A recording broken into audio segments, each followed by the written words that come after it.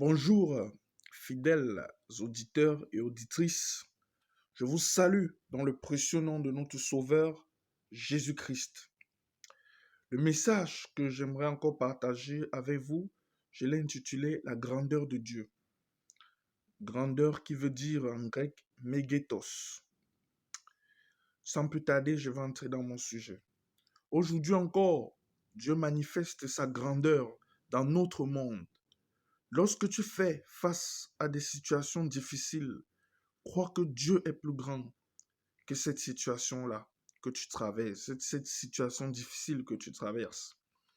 Il fut une fois, ma maman elle souffrait de sciatique. J'ai envoyé le sujet de prière un peu de partout chez beaucoup de frères. On a prié, prié, prié encore, prié, prié encore. À la fin de cela, bien que ça n'a pas été immédiat, Dieu a fini par agir et la douleur a fini par disparaître. Aujourd'hui encore, Dieu veut manifester sa puissance. Aujourd'hui encore, mon frère, ma soeur, Dieu veut accomplir de grands exploits dans ta vie, dans ton environnement, dans ta famille, dans ton entourage. À toi de croire encore aux prouesses et aux œuvres du Seigneur Jésus-Christ dans ta vie aujourd'hui.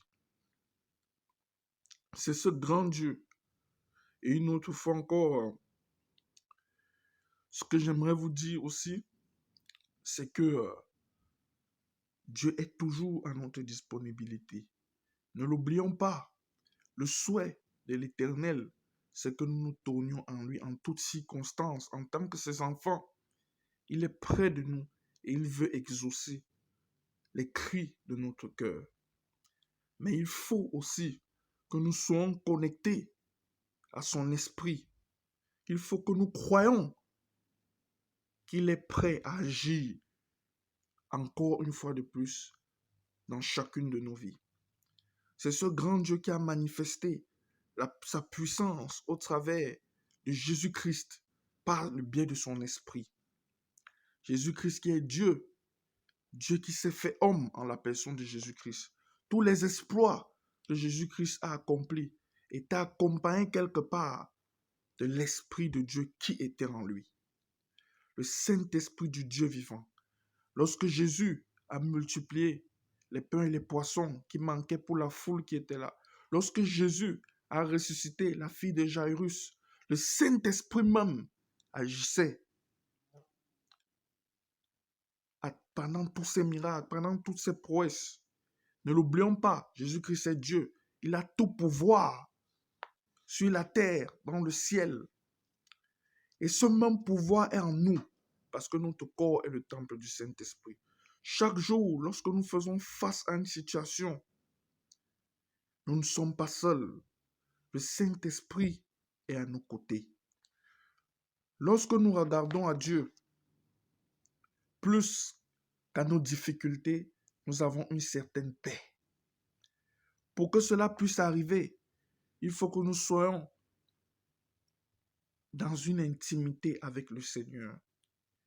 L'intimité avec le Seigneur t'amène à comprendre encore ta proximité avec ce Dieu-là.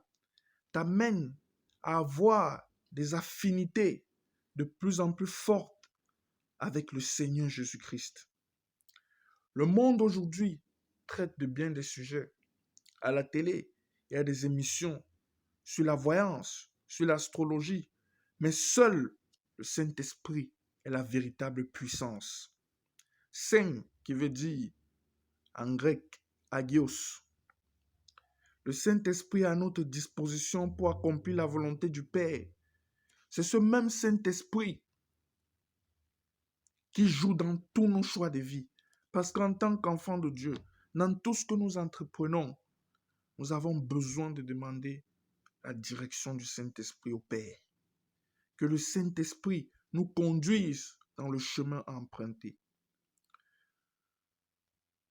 J'aimerais terminer avec ceci. J'ai ma tante qui, qui pendant tout le temps que j'ai vécu avec elle, se fermait totalement à Jésus, au Seigneur, avec ses idées, ses préjugés, pendant des années et des années.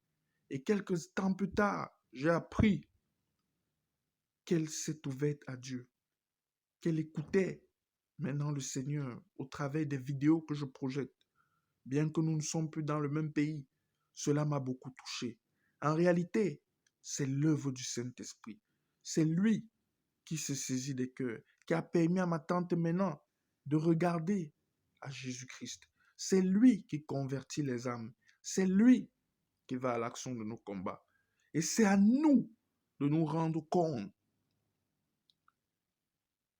de ce Dieu-là que nous servons. Rendons-nous compte de sa grandeur chaque jour. Rendons-nous compte qu'il est le maître de toutes choses. Lui qui a endurci le cœur du Pharaon. Lui qui tient toutes choses entre ses mains, y compris le Covid-19.